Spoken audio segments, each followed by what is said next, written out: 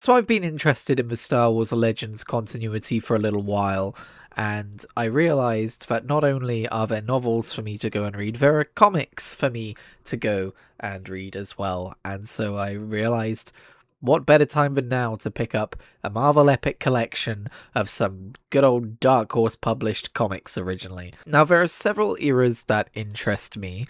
I'm interested in the ancient history of long before, like, even the Old Republic, maybe.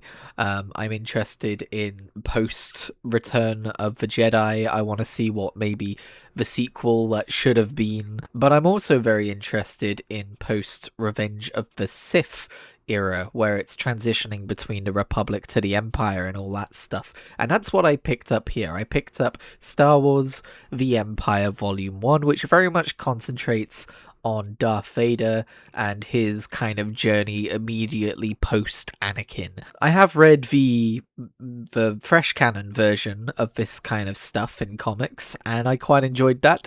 But I thought I would read this as well, and spoiler alert, I also quite enjoyed this. Turns out they both do it pretty well. Now, the cool thing about these epic collections is that it's not just, for instance, a title called Star Wars Darth Vader and it's like the first 12 or 18 issues of that or whatever. No, this collects various different comics from across this particular time period, and they all do kind of tie into each other. They do tell a coherent story. And so this contains Star Wars Republic issues 78 to 80, Star Wars Purge Seconds to Die, Star Wars Purge The Hidden Blade, Star Wars Purge The Tyrant's Fist 1 and 2, Star Wars Darth Vader and the Lost Command 1 to 5, and Star Wars Dark Times 1 to 5. And again, they do very much all lead onwards from each other, despite being technically part of different comics. Various events are referenced in later ones. But one of the advantages of owning this epic collection as opposed to just reading it on Marvel Unlimited is that I don't have to follow a guide. Again, it's a small thing, but it is nice to just have it all in one place and it's mapped out for me and I don't have to think about it and I could just read it front to back. So the story itself then very much deals with Darth Vader's, I guess, introduction into the Empire as a figure, as the Emperor's right hand, as it were. And it deals a lot with the conflict both within himself, as to, the fact that he wishes he'd been there for Padme, and he is often, dreaming of these different scenarios which could be occurring, like the future he could have had with her and the kids and stuff. And also his conflict with the Emperor, because Darth Vader very much wants to chase down and kill all the Jedi, sating his bloodlust and his hatred, but the Emperor wants to be a little bit more strategic with how he wields Darth Vader, and he wants to carve out his empire through the galaxy instead of just chasing down vendettas. And if there's one through line through this entire book, it is that. It is, Darth Vader having to learn to, he can pursue his interests, but he better do it on his own time, kind of thing, you know what I mean? Like, if the opportunity to hunt down a rogue Jedi arises, then take it, but not at the cost of what he's actually there to do. And we see a very raw, very angry Darth Vader at the start of this book, to the point where he's almost more recognizable as Anakin Skywalker than as the Darth Vader we see in the original trilogy. But we do see him start to mellow out is the wrong term, but kind of settle into the Darth Vader personage that we're more used to seeing. Now, at times I found myself wondering, why is this such a good read? Why am I enjoying this so much? Because ultimately, it's not exactly the most complex or emotional storytelling I've ever witnessed, you know what I mean? Like, it's Darth Vader basically chasing down rogue Jedi, or not even rogue Jedi, I'm using that term incorrectly, but surviving Jedi and murdering them. Why is this so fun to read? And I think it's just because it's fun. It's just fun. Like, that's all it has to be sometimes. There doesn't need to be any greater, grander message. It can just be fun. That being said, there is definitely some interesting storytelling to be found here, such as seeing how the surviving Jedi react to their new situation, because some of them abandon the codes of a Jedi altogether, and that's very interesting. One of my favourite issues in this epic collection is the very first Star Wars Purge, where a group of surviving Jedi meet up to discuss their situation and what they should do next. And one of them, unbeknownst to the others, has decided to set a trap for Darth Vader and lure him there with the promise of Obi-Wan Kenobi. And it's really cool to see these different surviving Jedi arguing with each other about what they should do, who they should be. Should they just abandon their cause and just like let the Empire rule, or should they try and overthrow the Empire? What's the Jedi way? Did they abandon the Jedi way the second they became generals in the Clone Wars? And then when they're faced with Darth Vader, I mean, you know, I don't want to give spoilers away, but Darth Vader isn't killed in this scene. He makes it to the original trilogy. He shouldn't be that much of a shock.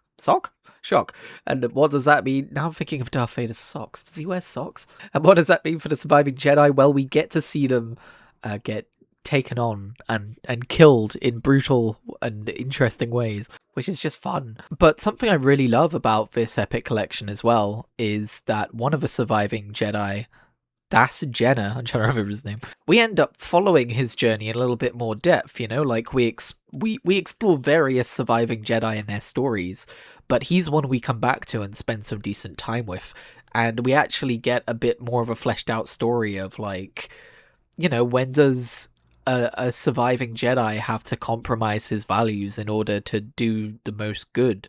But, like, what does that do to him? Like, he's trying to save Bomo's family and stuff from slavery, and how does that go? And it's legitimately, I think, you know how I just said most of this is just kind of mindless fun, watching Darth Vader cut up Jedi and stuff? I would say that actually Das Jenner's side of the story is legitimately compelling in terms of, like, what's this character going to do? What are the decisions he's going to make? What are the conclusions he's going to reach? And I've heard that Volume 2 continues his story, and I very much intend on picking that up while it's still in print. If I have to refer to Marvel Unlimited after a while, which undoubtedly I will do that, but Volume 2 is currently in print, and I want it. And let me just show you the comic itself, because it's a good one. I love this cover. I think it's beautiful. It was ruined a little bit for me by someone saying it looks like Darth Vader's trying to grab a pair of Coruscant naturals, but that aside, yeah, this is just a wonderful, wonderful collection of comics, and it does, like, you hear people talk about the Star Wars Legends continuity and how Disney committed this heinous crime in basically binning it all so that they could pave the way for their stuff, and I see where they're coming from with this, because I do wish, I mean, maybe not that poignantly personally is this wish, because there's still so much for me to explore in this continuity that I have not yet done, but it is a shame that it's been discontinued and replaced with a Disney canon and stuff, because yeah, there was a bit more of an edge to this type of storytelling, and I don't mean it in like a, oh, they were so edgy and the topics they took on were done so, like,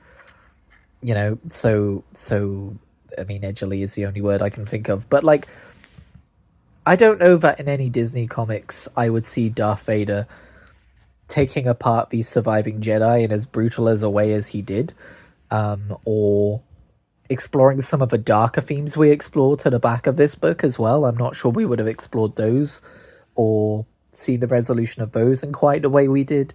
But I think what clinches it for me is just knowing that this continuity is one which extends past Return of the Jedi into the far future, with stories that people don't despise, and I'm not, like, you know, I dislike the direction the sequels took as much as anyone else, and so, yeah, this isn't necessarily the most, like, it has to be Legends material thing out there, because it's in between episode 3 and episode 4, right? It's not doing anything too crazily different to what the Disney canon does, but it was very nice all the same.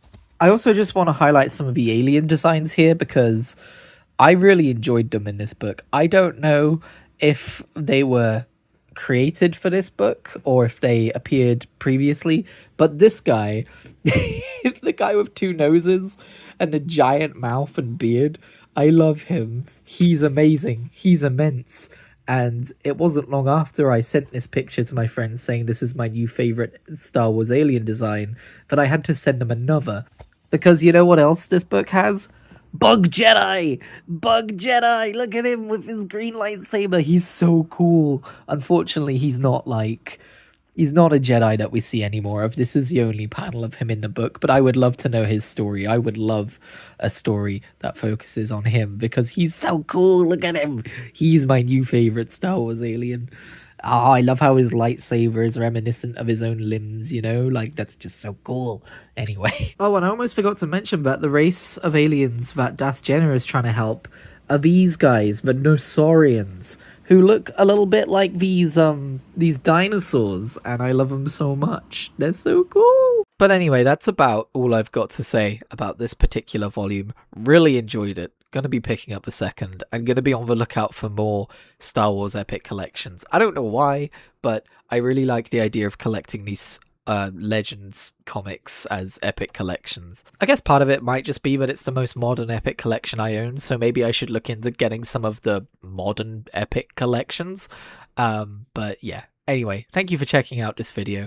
Leave a like if you enjoyed it. Let me know what your favorite Star Wars stories are down below, and I will catch you whatever I make next.